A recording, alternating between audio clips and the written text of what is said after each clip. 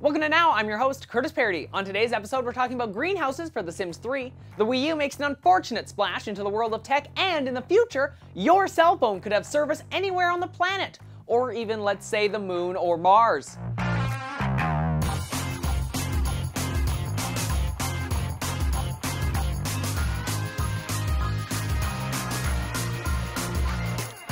Before we start, I want to remind you that many of the shirts that I wear on this channel, just like this one, are available for purchase. Just head over to thecurtisparodystore.ca. So we start today's show off by talking a little about The Sims 3. With the launch of The Sims 3 Seasons last week, which of course if you didn't already know, my review went up on Saturday, so you can go and check that out. There's a link to it in the description below. But along with the Seasons launch, EA also released a new pack for the online store. The new Stone's Throw Greenhouse Pack brings the fun of greenhouses to The Sims 3, but unfortunately not the function. The reason I say this is because, well, as much as the greenhouse looks like it would keep the weather out, it actually doesn't. For some unknown reason, the snow still seems to get past the glass roof pieces and land on whatever's inside. This glitch is probably due to the fact that the greenhouse items were not properly tested with Seasons. Which sounds strange because they've known about the Seasons pack for as long as, we have, and to not test this one with the pack seems very, very strange. So at the moment, if you purchase the greenhouse pack off of the store, you will notice that it keeps out some of the weather, but not all of it. There is currently kind of like a solution to this problem though. There is a link to that in the description below if you would like to read it. To close this off, I assume the team at EA is looking into the problem and a solution will be found very soon in a patch of some sort.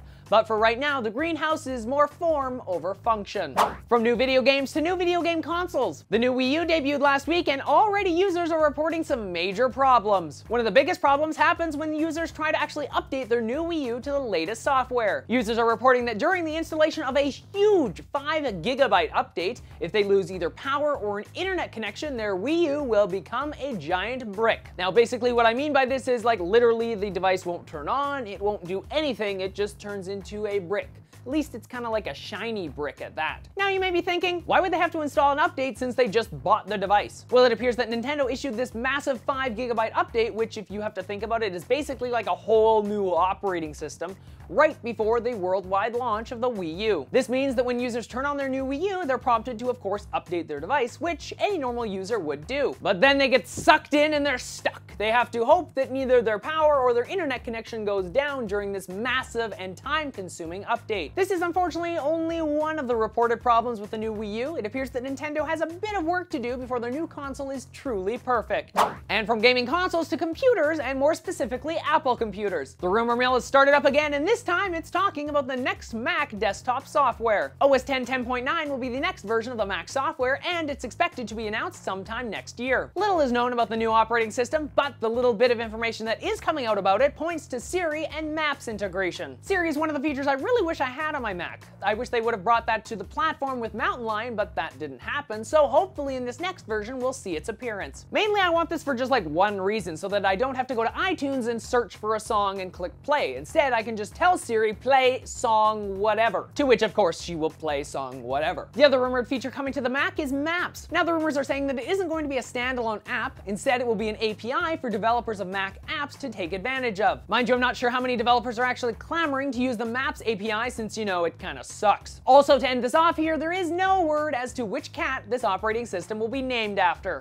And our last story today is continuing the awesome tech theme of today's episode by talking about teleportation. More importantly, it's quantum teleportation between two objects. Be prepared, this is going to get a little nerdy, but I'll try to make it understandable to everyone. Now, quantum teleportation, or teleportation on a very, very small, atomic scale, has been possible for some time now. This is a type that transmits information from one point to another without passing between the two. Basically, by entangling two protons, physicists have been able to transmit information from one area to another over a distance of up to 500 feet without the information actually passing between the two objects. What this means is that if you had one proton and you moved it slightly, the other, no matter how far away, would move in the same manner. This means you could actually transmit information without actually transmitting it between two locations. Think of it like the internet. Right now, data is traveling through a cable from your cable provider to your home or school school or wherever. This system works to actually get rid of the cable altogether, and better yet, this data transmission is almost instantaneous. With this type of technology, for example, you could have a cell phone that receives a signal no matter where you are. It doesn't matter if you're in North America, Australia, the International Space Station, or even on the moon. This technology can transmit data between any two locations. It's possibly the coolest technology I've seen for some time,